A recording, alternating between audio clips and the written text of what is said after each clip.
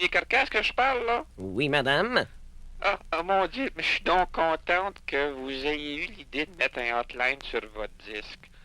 Vous autres, vous avez des bonnes idées, là. Merci beaucoup, madame.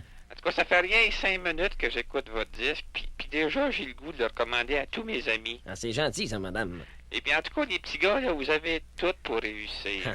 Vous avez un disque, vous avez un hotline. Puis comme je disais tout à l'heure à mon mari, là, tout ce qui vous manquerait, là, c'est des quiz.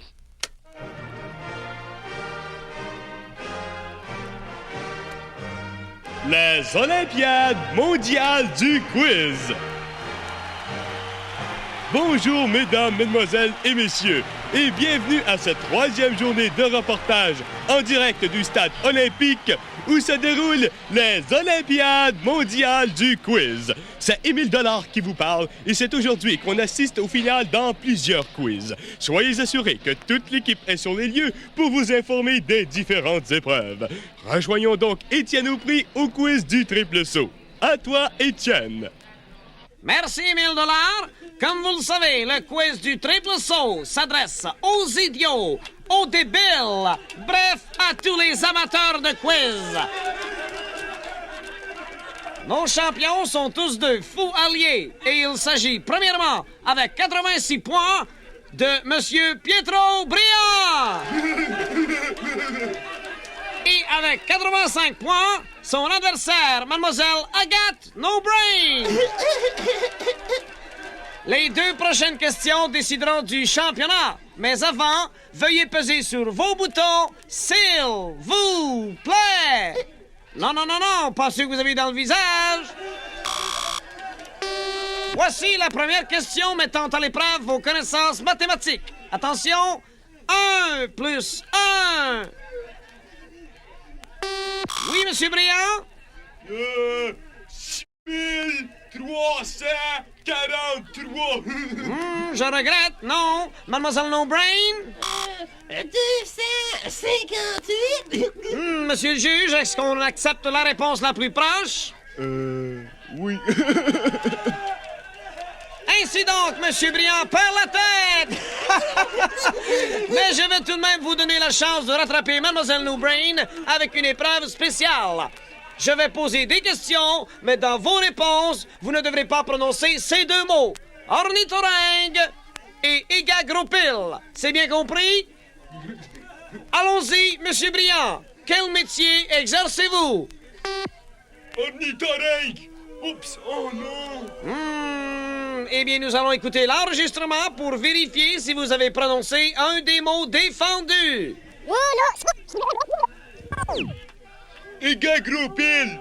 Oups, oh non. Et notre championne est donc Mademoiselle Agathe No Brain. Alors, vous méritez un bon d'achat de 5 $ chez n'importe quel concessionnaire Rolls-Royce de votre voisinage. Eh bien, merci Étienne Aupry. Passons maintenant à notre correspondante Édith Piastre qui suit de très près l'action au quiz en longueur. Édith, est-ce que vous m'entendez? Merci, Émile. Je vous rappelle les règlements du quiz en longueur. Une question est posée et le gagnant est celui qui prend le plus de temps pour répondre. La question a été posée le 23 février 1954 et aucun des 2 concurrents n'a encore bougé. Le suspense est toujours à son comble. Je vous reviens dès qu'il y a des développements. Merci Édith. Rejoignons Fabien Lafortune au sommet du banc olympique pour le quiz en hauteur, où l'action est à son point culminant. Oui, 5 points. Catégorie saut en hauteur. En 1936, le japonais Léo Trudel a été disqualifié de cette épreuve. Pourquoi? Pour avoir sniffé de l'hélium. Oui, 5 points. Catégorie parachutisme. Pourquoi est-il conseillé de porter une bottine orthopédique quand on saute au-dessus d'une ville? En cas de tomber un pied sur le trottoir puis l'autre dans la rue. Oui, 5 points. Catégorie littérature. Quel auteur les enfants préfèrent-ils lire lorsqu'ils vont à la toilette? Edgar Poe. Oui, 5 points. Bravo. Catégorie grammaire. Quelle est la première lettre de l'alphabet? Attention, Madame Lamotte, la première lettre de l'alphabet? Madame Lamotte, ne pas par-dessus la barrière, vous allez tomber en bas, attention! Oui, 5 points. A est bien la première lettre de l'alphabet. Bravo!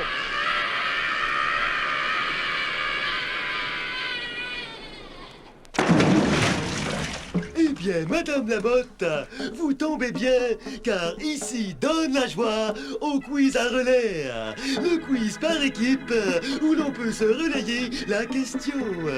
Madame Desfossés, nous allons mettre vos connaissances à l'épreuve. Avez-vous amené une de vos connaissances? Oui, Madame Boileau, ma voisine. Alors, bonne chance à l'équipe Boileau-Desfossés. Madame Boileau, savez-vous comment on appelle les habitants de la ville de Nîmes?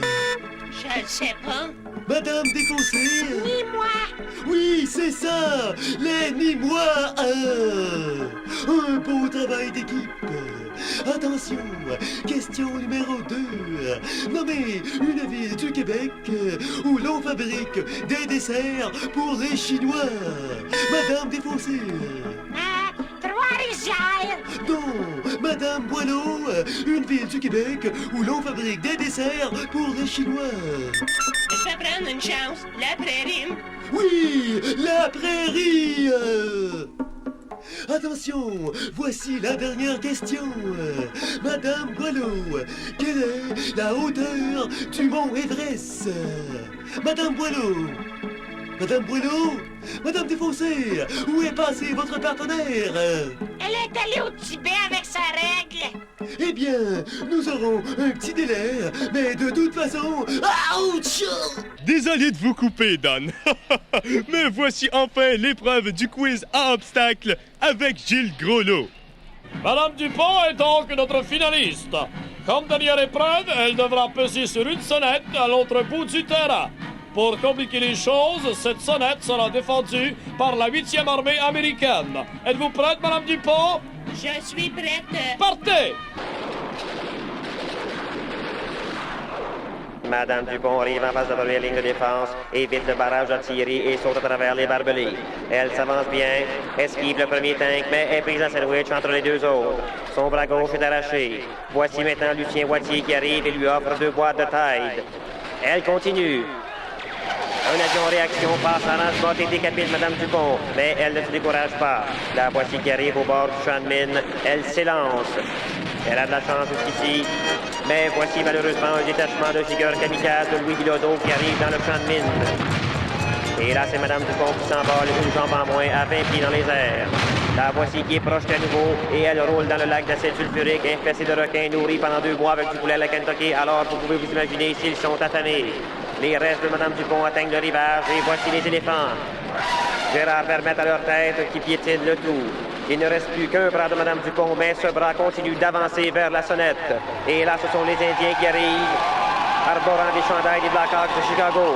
Il ne reste plus maintenant qu'un doigt de Madame Dupont, mais quel bel effort. Le doigt rentre toujours, plus que quelques pouces, et ça y est!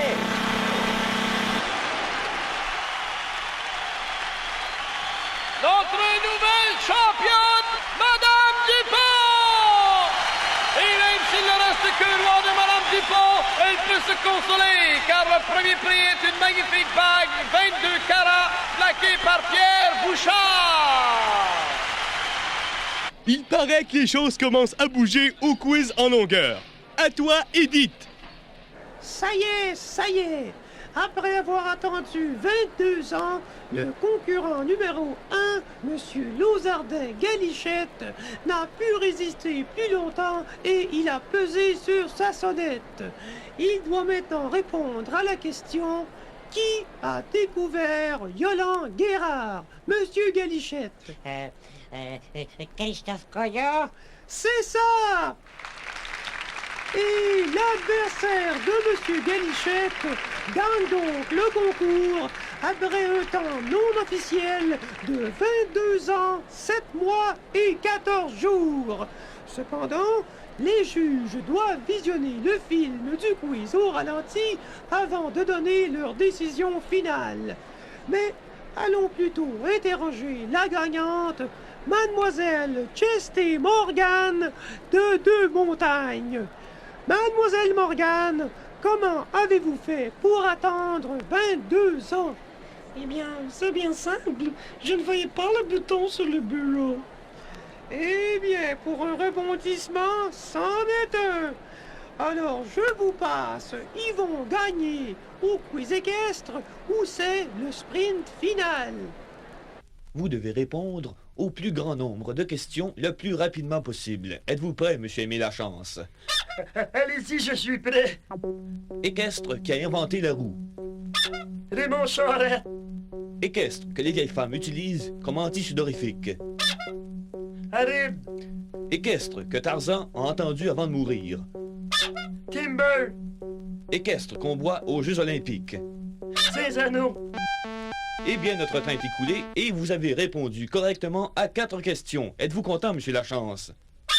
Oui, je suis content. Monsieur Lachance, le quiz est terminé maintenant. Oui, il est terminé. Frank Zappo. Alors, monsieur Lachance semble pris d'un malaise soudain. À toi, Émile. Claude aussi. Jean Raffort. Johnny Bigood. Nous avons juste le temps de faire un saut au quiz de la torche olympique. Pour nous en parler, Jack Pot. Jack? Eh bien oui, Émile. Le quiz qui n'accepte que des concurrentes de 800 livres et plus. Le quiz de la torche olympique. Notre aspirante au titre de championne, pesant 996 livres, mademoiselle, oui, vous avez bien entendu, messieurs, mademoiselle Colette Stérol de Hamilton. Mademoiselle Stérol, voulez-vous peser sur votre sonnette? Ça ne rien, vous pouvez répondre sans la sonnette. Mademoiselle Stérol, quand les élections de Lemerville auront-elles lieu? Le 29 avril au soir! Oui. Pourquoi la femme de Mohamed Ali a-t-elle un gros nez? Parce que c'est une négresse! Oui, et Mademoiselle Stérol est maintenant notre nouvelle championne torche olympique. Toute une fin de quiz. Alors, merci à toute l'équipe, aux concurrents, et rappelez-vous que les Olympiades mondiales du quiz sont une gracieuseté des calmants Tranquilex, dont voici un message. Les preuves sont faites! Se calmer coûte cher, mais pas avec Tranquilex! Ce produit révolutionnaire contient du tétrapulforure de phosphate et du bibitétratotata de phosphore! Tranquilex est plus puissant qu'un nervoplast, plus relaxant qu'un Nervax, plus endormant que soirée canadienne! Tranquilex a été éprouvé par les fonctionnaires municipaux, provinciaux et fédéraux! Un exemple parmi des millions, Monsieur Rochon de Mont-Tremblant! Monsieur Rochon, comment étiez-vous avant Tranquilex? Et maintenant, après Tranquilex! C'est fantastique! La drogue est un obstacle plus cher! Tranquilex! La face dans ton belle-mère vous exaspère! Tranquilex! La publicité avageuse vous tombe sur les nerfs! Tranquilex! Merci.